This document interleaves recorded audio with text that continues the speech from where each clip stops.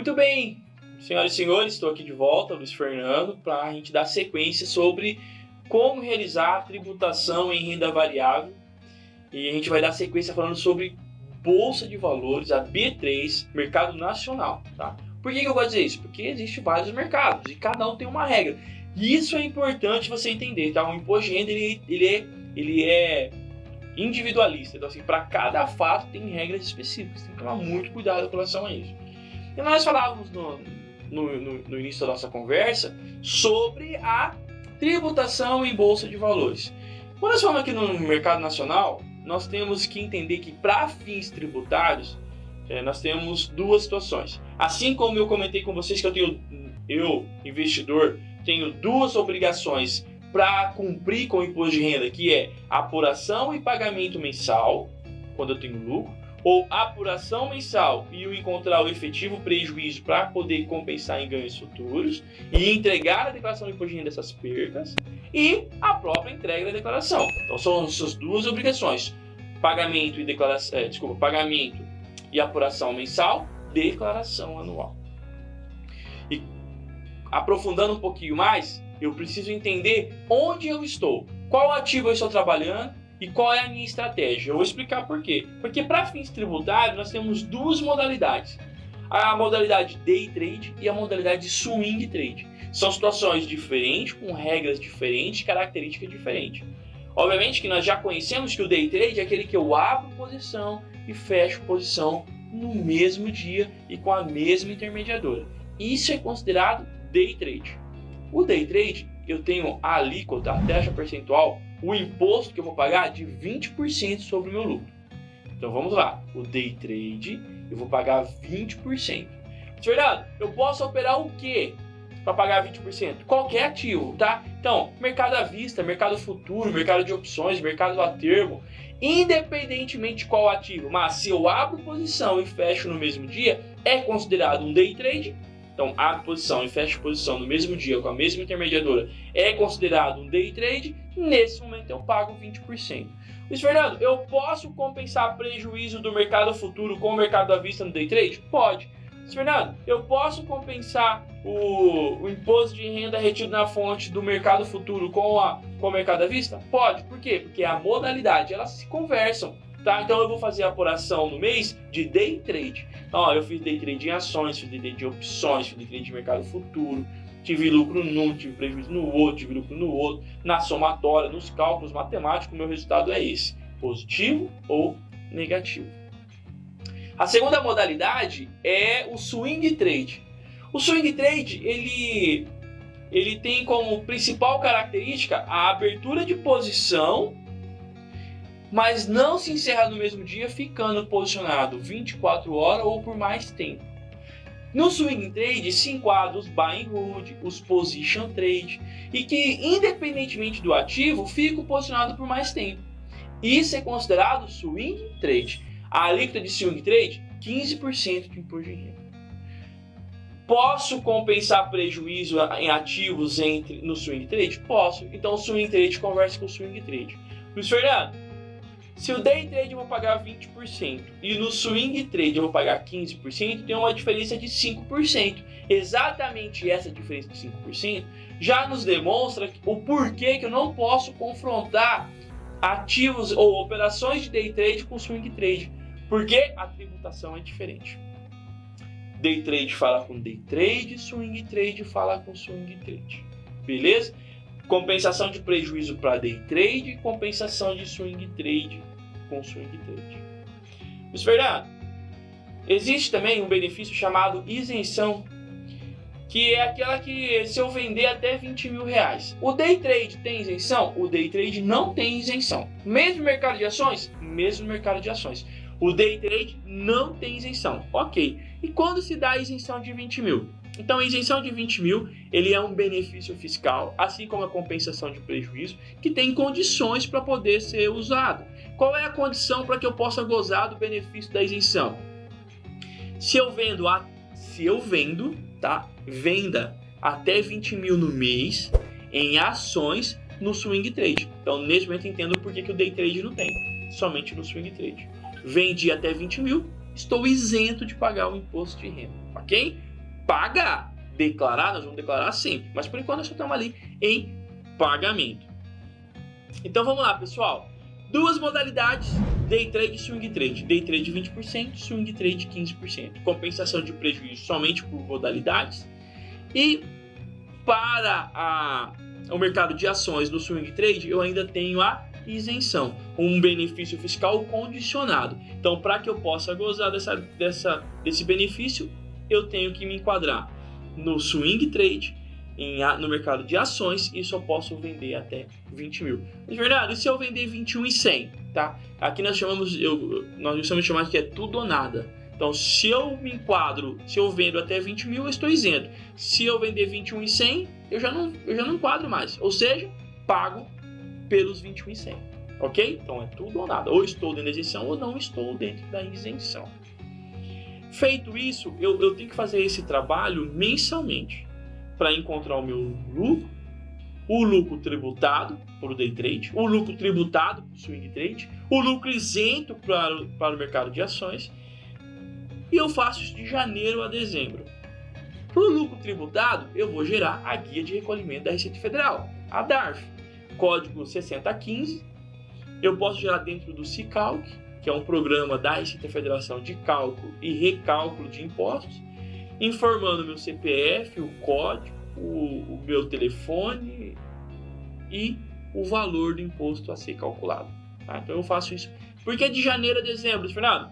Porque de janeiro a dezembro eu tenho que apurar, porque nós já vimos que a apuração é mensal.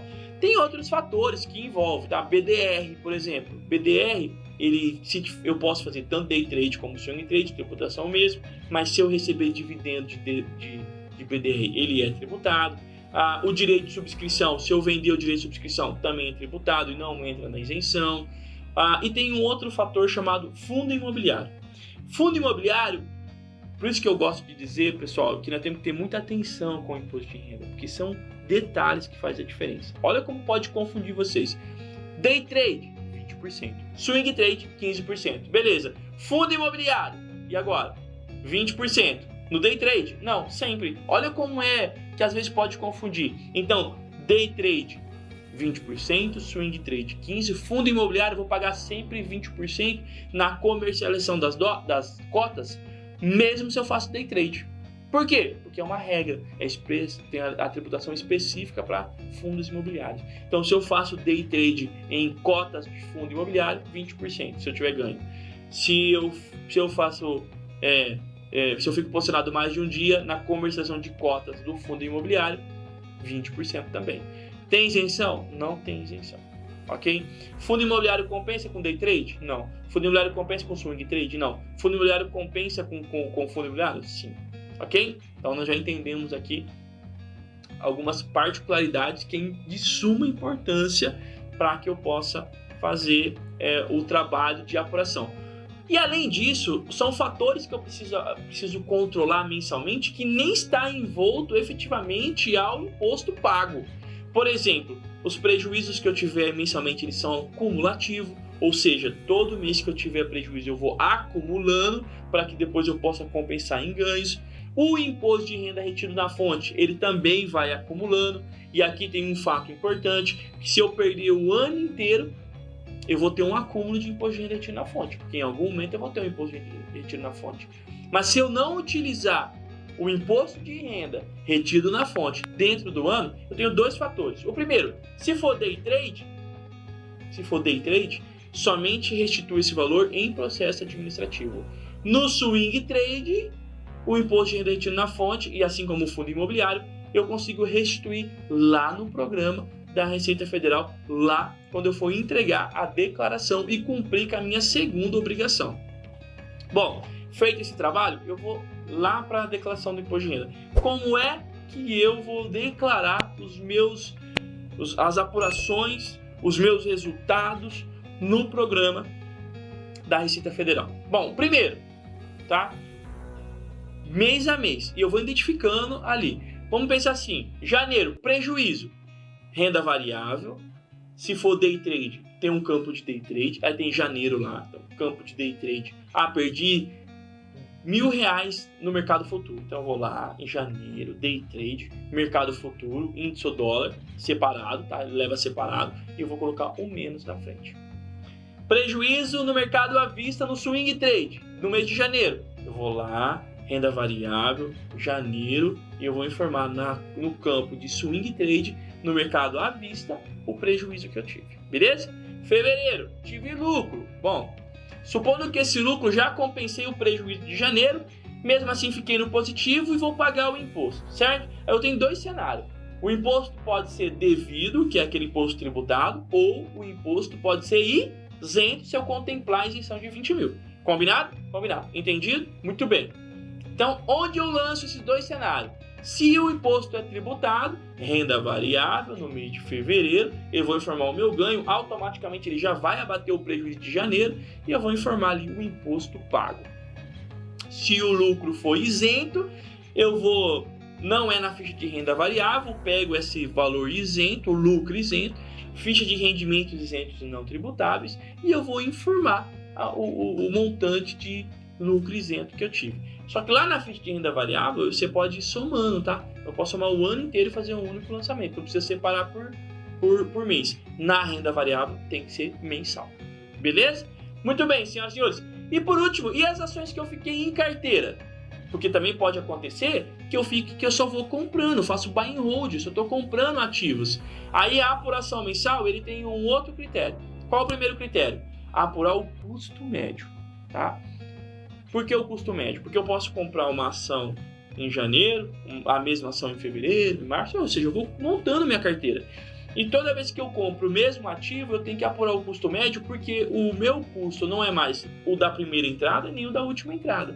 Tá? Isso chama custo médio. Eu tenho que fazer esse cálculo. É muito simples. Montante financeiro dividido por quantidade. E também eu tenho que encontrar o custo de aquisição. Porque o meu custo médio, ele já tem que estar considerando pelo custo de aquisição. Mas o que é o custo de aquisição? É a quantidade de cotas que eu comprei, a cotação daquele dia, somado taxas, despesas e impostos. Nesse momento, eu encontro o custo de aquisição. Custo de aquisição dividido pela quantidade, eu tenho o custo médio. Como é que eu declaro isso? Lá na ficha de bens e direito, eu vou informar a minha carteira de ações. Fernando, eu tenho 1.000 ativos, então eu vou fazer 1.000 lançamentos lá na ficha de bens e direito, um por um, informando qual é o ativo, qual é o CNPJ, qual é a quantidade, qual é o custo médio e o montante financeiro que eu tenho até 31/12. O custo médio não é a cotação do 31/12, tá, pessoal? Tem muita gente que me pergunta sobre isso. Não, é o quanto ele te custou. Tá? Quanto me custou aquele ativo? É isso que eu vou informar na Receita Federal. É isso que eu vou informar na declaração do imposto de renda. Beleza? Muito bem, senhoras e senhores. Então, nós entendemos que nós temos as tributações e como faz o lançamento. E para encerrar essa parte, um fato muito importante sobre os fundos imobiliários que talvez possa passar desapercebido. Eu pago 20% na comercialização das cotas, mas o fundo ele me dá um rendimento mensal. Esse rendimento ele é isento de imposto de renda. Eu não preciso pagar mensalmente, mas eu vou informar lá os rendimentos isentos não tributáveis, os dividendos, os rendimentos oriundos do fundo imobiliário. Muito bem, senhoras e senhores. Espero ter ajudado. Nós estamos fazendo aqui um bate-papo, tentando te dar o máximo de informação conceitual para que você possa primeiramente entender a importância do imposto de renda. Fique conosco que no próximo nós vamos estar conversando também sobre outras situações que envolvem o imposto de renda. Até mais.